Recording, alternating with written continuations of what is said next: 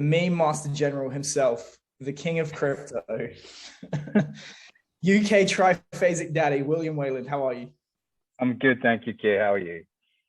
Dude, I'm good. I realized, I think we first did a podcast, it was almost like 4 or 5 years ago. Yep. 4 years, at least 4 years ago. Yeah, because I was still in Tokyo. So that kind of scared me this morning. That's been a long, long time. Somewhat Very long long. time. Yeah. So I said it in the intro. Let's just get into it. You Yep. are considered the triphasic guy, certainly in the UK, and I would say also certainly within the domains of grappling and the sports you work with, so golf, motorsport.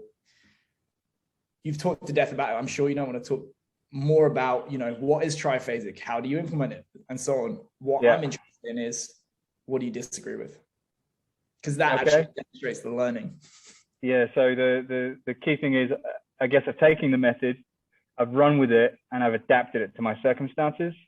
The biggest thing early on was I couldn't do the sheer amount of work that Cal's guys were doing. When I read those original programs, what was it, 9 years ago now? I think since he released it. So there you go. I couldn't run those workouts.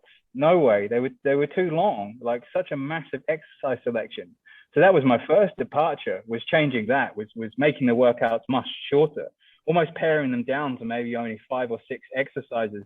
The core principles remained the same, but just like really limiting the number of exercises we were doing, because working with fighters primarily, they can't be exposed to that type of training volume. I don't know, I'd probably speak to Cal himself, but with his hockey players and stuff, which were providing a lot of the examples, it was just, I don't know, sometimes like 12, 16, if not more exercises, just one after another, and quite often triple set, superset, giant setted, and yeah, my guys simply couldn't do that.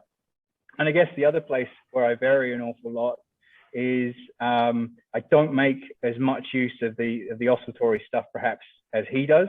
I've written about it for the website, and I do use it, but the sheer number of oscillatory exercises, you go to Cal's YouTube, there's more exercises than you can shake a stick at. So the question then becomes, which ones do you do? Which ones do you not do?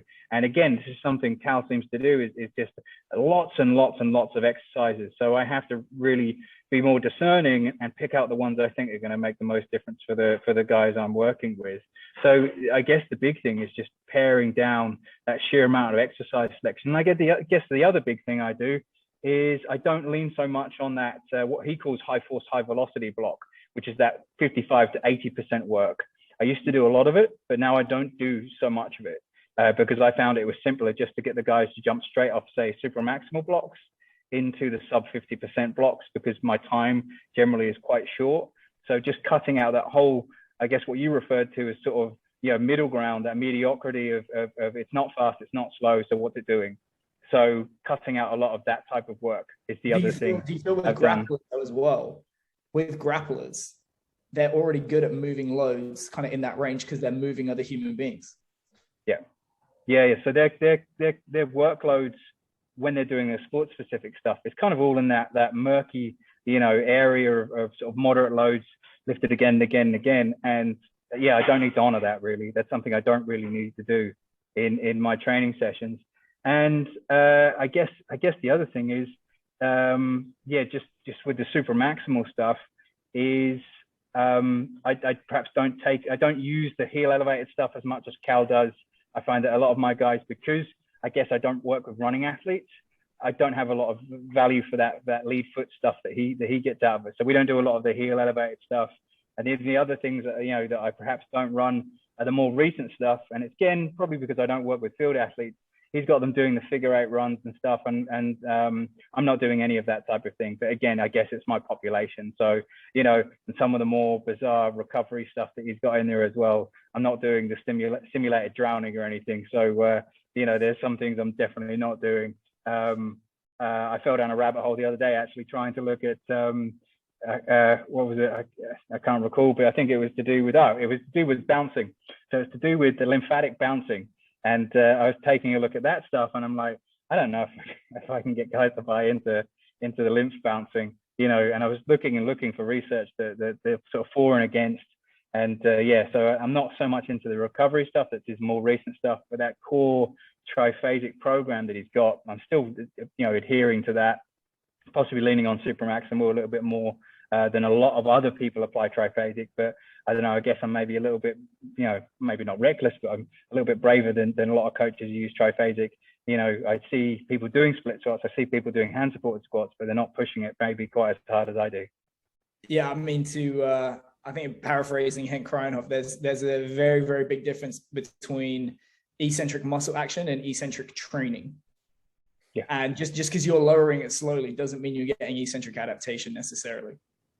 And that was the big departure for me, was if we want the proper, true eccentric adaptation, we need to be at nearly 90%, if not more. If we want to get the fingers, right? Yeah. So, you know, we need to be doing that type of stuff. And yeah, I know it's slightly cliche, but it's something Cal says. If it's not a little bit, you know, if it's not at least a little bit scary, it's not challenging you, you know. And I guess it's just I'm willing to take that risk at least some of the time. I mean, it's almost like a double-edged sword where he is so open to trying things and publicly saying, like, this is what I'm doing. Like, I don't think I would necessarily have the guts to do that. And, you know, I've said before that John Pryor, Ollie Richardson, Chris Corfist, they're my filter for Franz Bosch. So if it comes from him and it goes through them, I'll try it. And you're almost like that for me when it comes to the triphasic stuff. Like, oh, he's doing it. That's probably the useful part that gets absorbed. I'll take that. That's a compliment. And that's I'm not shitting on Cal, but like you said, some of the stuff, like, you look at it and you're like, how the hell am I going to sell this? Or like, how would it look? And obviously it's like the resources of a Minnesota with student athletes that have really nothing to do but do as they're told. And one of the things that I'm not sure if you're aware of, and I think this is one of the reasons why, the sheer amount of exercises they do, there are periods of the year where they cannot do structured sport practice under the supervision of coaches. So you're effectively like the star of the show. And that's not the case with fighters and golfers, correct? No, that's not the situation at all. But I guess the other benefit I have is because I run a private facility, I'm at liberty to do whatever I want with a lot of the athletes I work with. And the other thing is, because I'm working in either small groups or one-to-one, I don't have the added complexity of trying to get a whole team to do this type of training, which logistically would be a much harder work to do, particularly if you are trying to implement supramaximal work. You've got to have eyeballs on everybody that's doing it because of the inherent risk. You know, so there's all that component to take into account as well. But yeah, the beauty of being your own boss is I can do what I like, really. Talk to me about that then, because in speaking to you kind of like privately in the group chats and stuff like that, my impression is the business has kind of like turned a corner in the last couple of years. Yeah. What has it taken to get to that point, and what are the big things that have changed? Because obviously I'm sure how you imagined it going in and the reality that you find yourself in now are quite different. What kind of stuff have you had to learn along the way? Yeah, like with starting your own gym, obviously prior to that, there's a period of just saving, trying to build up enough capital to start the gym in the first place. So there's a period of like having to eat shit, having to pay other people's bills, you know, paying rent to other folks, and just biding your time that way. So it's not going, unless you've got a sugar daddy or something to stump up the cash, you know, you've got to save that capital yourself. So that's the first big obstacle. But going into it, you know, I guess the key thing I've done, and the other thing is, I always say this same unit I'm in now has been run by different people in the past. In both instances, the businesses that were here failed. So because I was always renting space off those people, the opportunity to observe them and study very, very closely the mistakes they made, and try not to make the same mistakes when I took over the lease on this place. You know, we refitted it. So one was a CrossFit gym and the other was a boxing gym. So what were the mistakes? What were the mistakes? Oh, the mistakes they made. Oh, okay. So the mistakes they made. One was basically, the first instance was all enthusiasm and no real system. So And as is the problem sometimes with CrossFit, you've got very energized coaches, they're very keen on their product, but in terms of having a systematic long-term approach to dealing with your gym members or your clientele, there's no long-term strategy there. So you're not managing them, you're not looking after them. It's basically throwing shit at a wall and seeing what sticks. And then I guess the other element I learned when it was taken over as a boxing gym is the boxing coach, obviously very passionate about boxing, good boxing coach, no interest in fitness, but hoped the fitness would just keep going and generate income in order for them to keep having boxers come in. Because as you probably know, low-level pro boxers don't make any money. So that's not a viable business model. Fitness, however, can be a viable business model. But in this essence, basically, the neglect was not looking after the members again, not listening to their concerns. And then gradually, you know, you've got to remember that the general public, you know, they do have a limit as to how much shit they'll take, and then they'll start voting with their feet and leave. And if you know boxers, they can be a bit surly. You know, you don't really want them customer facing. If there's any sort of interaction, that's not going to work, you know, because most boxing gyms aren't particularly, you know, Gen Pop friendly, let's put it that way. So trying to merge those two things was a mistake. So I learned those lessons from those guys. So something we do now is we try and accommodate our members. Some of them have been here since we started. We have them on long-term strategy in terms of, you know, trying to help with their fitness and their health and their general well-being. We get a lot of special pops come in, people with medical conditions and the like, older pops as well. So we get people who are more senior, who've been with us for a while, who are interested in longevity, and just steering our product towards that as well. Because what we seem to do at this place, obviously, the other thing we've bared down on is we've got a lot of specialisms now. We have Olympic weightlifting, one of the few places in the area that have qualified Olympic weightlifting coaches. So we pick up a lot of CrossFitters from elsewhere who want to master Olympic weightlifting. The other thing we have is we've burrowed down into this niche of powerlifting. So we've now got a lot of powerlifting enthusiast training here. Powerlifting, I'm sure you're aware, has blown up, particularly among women. So we get a lot of female powerlifters come and train at our facility. We invested in comp spec equipment. So we get powerlifters travel from all over the area, come visit our gym to use our nice Alico benches, because that's comp spec gear, calibrated plates, IPF bars, IPF standard benches, because for them that's sports prep, right? They get to come in and practice on the equipment they're going to use on comp day. So that's another specialism we've borrowed down on. And then the other thing we have is you have in-house physios. So that way it allows us to be a full spectrum service, something that's kind of still unusual in the UK, and trying to get like completely in-house sports science, physio, strength and conditioning all in one place. It's still few and far between in terms of finding that here, because the private market in the UK is very different to say the private market in the US. How? You got a performance center. You got a performance center. Go ahead, bro. Go ahead. I was going to say that. I mean, based on what you were saying in Team Some application, he basically has a performance center for individuals, which you know, honestly, like usually the performance centers try to cater for teams, and you get all these issues, like you were saying before with the Triphasic, like it's hard to adapt because you have to, like, you know, fit in with all the other needs, but you just sort of like narrow it down, and every individual seems to have like be treated like a team, and it's easy because you adjust to them and you manage every single aspect. So it's brilliant. Like I didn't have anything to say. I was just like, oh, this is really good. I've got my sales pattern down, so I'm good at it at this point. I don't know what you sell, but I'll buy it. How do you? So you know, how do you get the scale and the systematization with that though? I'm just curious, because obviously the kind of cliche is if your products are everyone, your products for nobody. And you mentioned all these different populations. Do you consider each one of those a separate product, and then you kind of delegate that to someone? You have a system for each of those? Fundamentally, yes, you've answered the question. So we've got coaches that obviously that's their specialism. You say that, but let's put it this way: we've got maybe because it's not just having one niche, it's having a lot of niches that can cluster around one another and be what's the word? Be complementary. So it's not like we're trying to be, you know, all these things and a bodybuilding gym and everything else.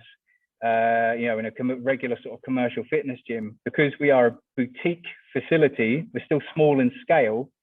That way we can still operate with that very personal touch. Unlike, say, a really big box gym, commercial fitness stuff that do try and go that avenue, try and squeeze as much stuff in under one roof as possible. You know, look at it this way: Olympic weightlifting and powerlifting, yes, they're different sports, but the niche is somewhat complementary. There's overlap there. Our Gen Pop that comes in, they will use the same equipment as well. So there's some overlap there too. Our coaches that coach our group sessions also coach our powerlifting and our Olympic weightlifting. So there's that joining of a few things that seem to work well together, all under one roof. I guess you could argue it this way. It's like, you know, I guess CrossFit tried to do the same thing, right? It tried to merge a number of disciplines, but we don't try and do it in terms of a methodological approach. We do it in trying to get these things under one roof and then having slightly separate systems for all of them. So we have different programs that our guys follow, but it's all kind of still somewhat centrally dictated. And I can then, you know, farm out stuff to my other coaches that are here that deal with all those things individually. So I don't have to worry about them. And it's just managing that really. And so the plan is to scale up to move to a bigger facility. If it still works at a bigger facility, at least I hope it does, that'll be the real test, I think. Because at the moment, we're only, you know, 1,500 square feet. We're still very small.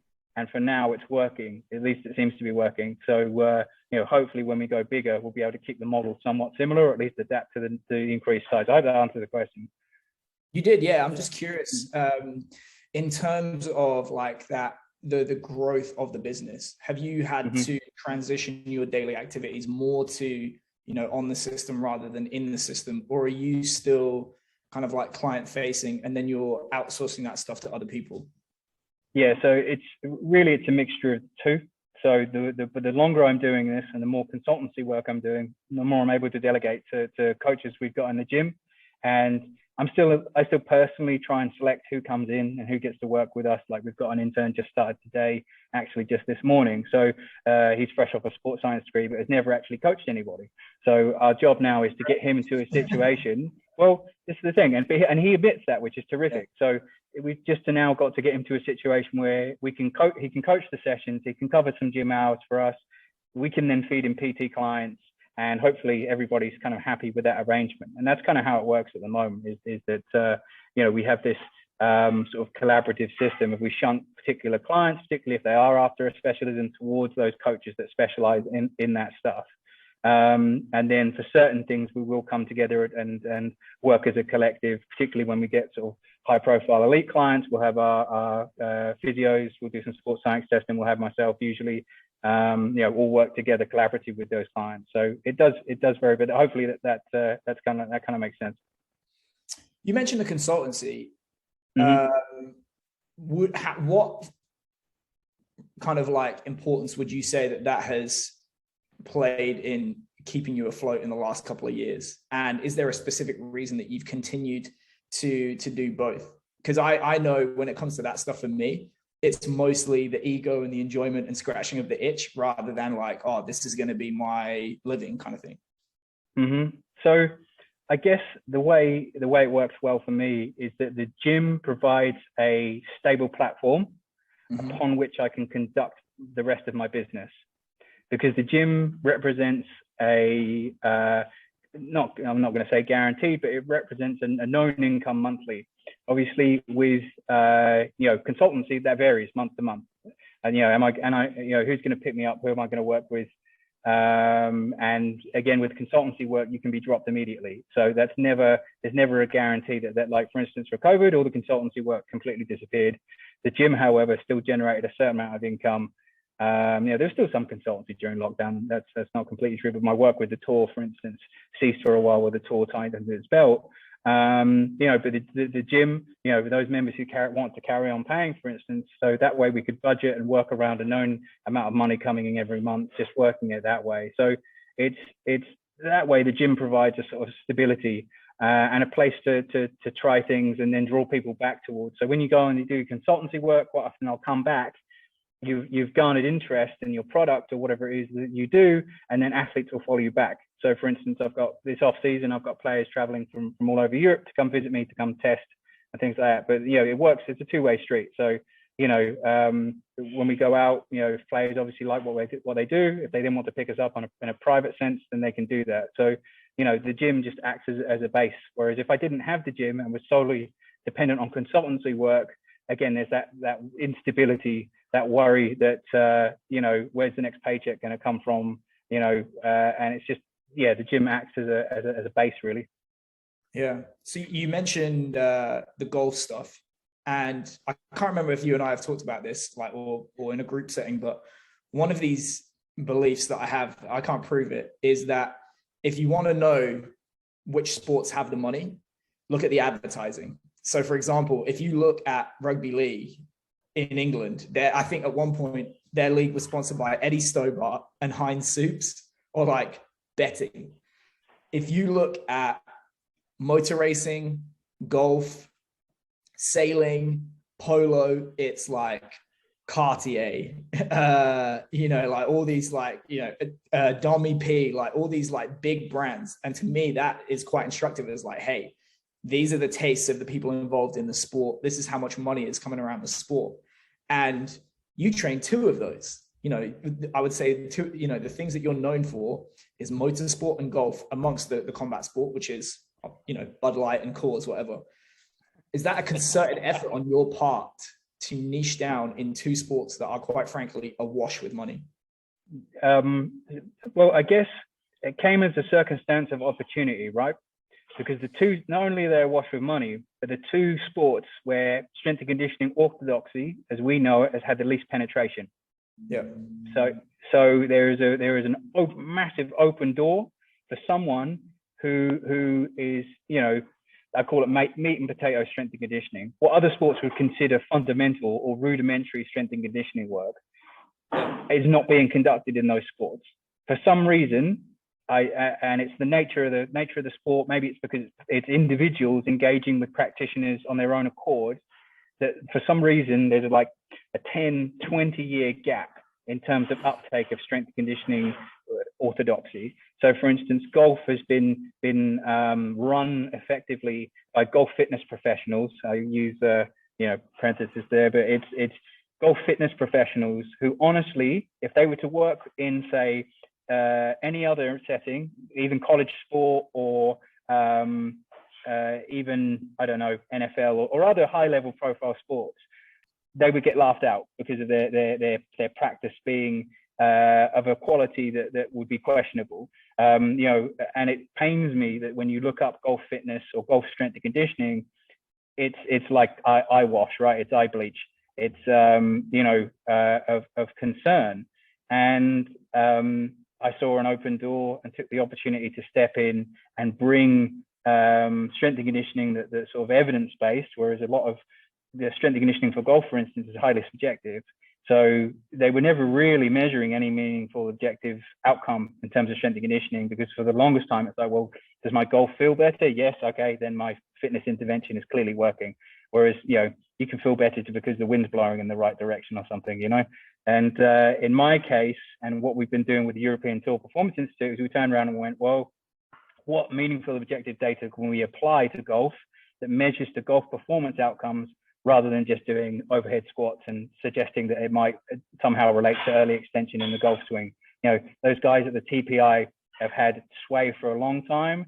They've, you know, brought in that FMS approach, all this type of stuff, but the evidence and the outcomes just aren't there. So the opportunity was there for someone to step in and go, look, we've got these objective measures. This is how it relates to golf performance. You know, you can come work with us, or you can carry on making no meaningful difference. And that's kind of what's happened.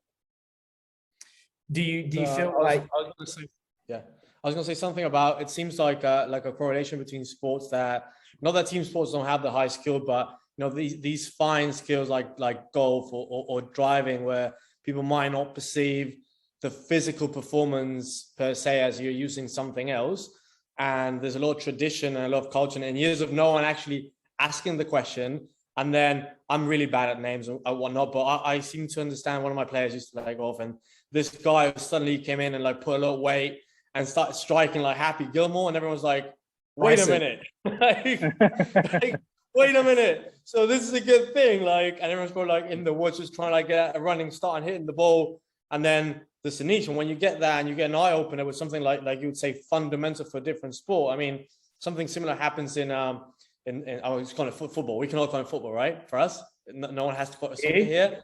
Like everyone seems to be happy, like not sticking the head out, like everyone's doing the same, and they sort of like survive because there might be a way higher risk to say, let's try something different. Because like you said, maybe the wind doesn't blow that day and you get disproved straight away, even though you're right. So the high risk, high reward, it's easier just to stay, but that's an opportunity for you and for many others, I guess, like just to break the mold and get results, hopefully. Well, I've already had 2 European Tour winners, not to toot my own horn, but it seems to be working pretty well. So we're moving in the right direction. Hey, what has been the marketing for that though? Is it just like a coming together of certain things? So I was going to ask you, like the scenario that you described, you coming in, built like a brick shit house, doing stuff that looks nothing like anyone has ever done.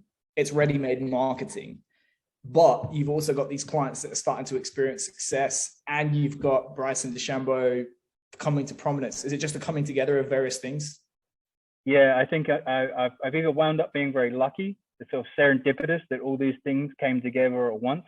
And then what happened with Bryson making a big difference, and it just seems to have all fallen into place at once. And then the tour in over the past few years has then put out some research that we've done on our own players, suggesting like strong relationships between low body force production and club head speed, and this information coming out from the PGA and other places saying, oh, the big difference maker now is distance. Everyone putts well, everyone plays the short game well, but if you're getting there in fewer shots, you're going to be the guy that wins. And that's what's happened now, is this sudden realization. And don't get me wrong, there are guys still winning, who don't play in that way, because obviously every golf course is different, every situation is different, but the general trend is towards these bigger, stronger golfers, which obviously, yes, in some instances, particularly like with what the R&A is doing, they want to limit distance because they can see the writing on the wall. Because what will happen in golf, we still have pro-ams, we still on a Wednesday, players, amateur players play with professional players. No other sport does that.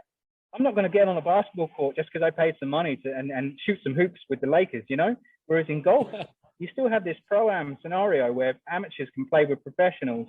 But what will happen is, because there's bifurcation, the pros will be so far ahead of the way the amateurs play, it will kill the whole pro-am industry. So, that's another thing that makes golf very interesting, that's kind of different. So, that bifurcation's coming, and the R&A can see it, and they want to try and kill distance. But the problem is, I don't know how they're going to try and limit distance.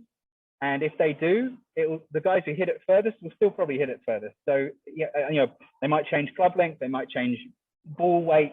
I don't know what they're going to do, but it's making golf course building very problematic, because they're having to build really, really big golf courses that obviously only professionals can play 1 week a year. The rest, everybody else then has to suffer. And that's what's happening in golf at the moment. Talk to me about, like not even like the last 18 months or so. I think I definitely said to you in the last 18 months that like, I kind of fucking hit the wall like this June. It's been a very taxing 18 months, but you're one of the more well-read strength coaches that I know, particularly when it comes to like philosophy. Has that always been a feature of your interest, or is it followed? I feel like when you experience tough times, you tend to seek out certain things, and Stoic philosophy in particular is, a lot of people stumble across that. Yeah, I tell you what, for the longest time, it was something I kind of kept to myself, because I was in an industry that for a long time didn't value that type of thinking. I've always been interested in it, but pretty much as long as I can remember. And I think it was talking to Vizzy Andre, who was helping me with sort of craft my social media content in a fashion that was going to be sort of somewhat different. And he talked about, well, what are you passionate about? How can we help you find your authentic voice? And I was like, well, I'm very interested in philosophy. And so we'll post stuff about philosophy then. And the big thing for me was, after my first sort of bout of depression, when I was 33, so over 5 years ago now, I came out of that, and I did some CBT, and one of the things I learned about CBT, because any therapy I'm getting involved in, I'm like curious as to, well, where's the inspiration for this? Where does it come from? And one of the things that was mentioned about CBT, it finds its grounding in Stoicism, learning to deal with your emotions and learning to deal with tough situations with the proper emotional sort of mindset. And from there, I guess I started looking into reading things like Meditations of Marcus Aurelius was one of my first jumping off points. And just after that, hoovering up any content, even from content from the modern day writers, your Ryan Holidays and your Massimo Filiucci's, reading that stuff. And then that's kind of broadened out into sort of general philosophy as well.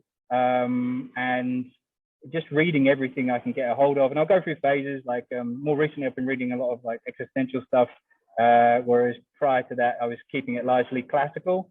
So it does vary, and it does depend on how much time I've got to read this stuff, because some of it's very weighty. And when you're trying to do other things and you're worrying about the nature of reality, it can all get to feel a little bit heavy sometimes. And but Stoic philosophy is a great entry point for most people, because I really like the idea that you've got one of the guys who was one of the most powerful people in the world at the time, dealing with the same neuroses and insecurities and uncertainty that the rest of us have to deal with, and I guess if you're a reflective, sort of introspective type of person, this stuff can be a real weapon in terms of helping you deal with tough times and tough situations. If you lack self-awareness and if you're just, happy to get along, then fine. It's not for everybody. And I appreciate that. Some people just don't get it. But for those of us who need something to kind of, help us process things and help us process tough situations, I've found Stoic philosophy enormously useful. Well, I definitely appreciate you kind of branching out and sharing more of your interests on your social media profile. And I would encourage you to continue in that vein and produce a line of tweed workout gear and a gym, classical architecture. Gyms need more Chesterfield sofas, I think. So the weather might not go with it. You're since we last spoke, you got your brown belt in BJJ. I remember you said 4 years ago, like, fuck, like I want to get this brown belt. Are you content with where you're at right now? Or are you feeling the itch to get that black belt? Talk to me about that journey. Yeah, I'm working hard on aiming towards my black belt, because I've been a brown belt for a year now. I was a purple belt for 6 years, and that felt like the longest time. But because I think I spent so much time at purple belt, the touching distance to black doesn't feel so bad. I'm training with brown belts and black belts, and the gap doesn't seem so far. So hopefully, if I carry on this course, hopefully sooner or later I'll get black belt. But every time I've gotten a new belt, even when I got my brown belt after 6 years at purple, I didn't feel ready for it. And I don't think anybody ever does. But the biggest thing, I guess the biggest change up switching to brown is the sudden emphasis of obviously leg lock techniques, low body techniques. And you do touch on them. If you do plenty of no-gi, generally there's a lean towards more low body submissions. But because I prefer gi, you don't really do any low body subs until you get the brown belt. And then suddenly there's this slew of techniques that you weren't allowed to access before that you're suddenly allowed to use. And the game changes again. It completely transforms, because when suddenly the low body is far more open to attack, guard play, guard defense, open guard, the game changes again dramatically, which has been fun, and it's made brown belt very, very fun because of the change in play. That level of dexterity that good leg lockers have as well. It's like they could use a friggin' knife and fork with their feet. Absolutely. How long were you actually a blue belt for, just so I can compare myself and be upset? I was a blue belt for 3 years. Fuck. Yeah, I've been this August. I was a blue belt for 4 years, still going. Mm-hmm. Yeah. But having a baby, moving gyms, all that kind of stuff. Mm-hmm. And I think you told me it's like, well, if they gave you a purple belt tomorrow, what are you going to do? You're still going to fucking train. You're still going to get beaten up by other people and just kind of like head down. So to finish up, where can people find you? And by your Yeah, so you can find me probably on Instagram's my busiest platform these days, at Powering Through.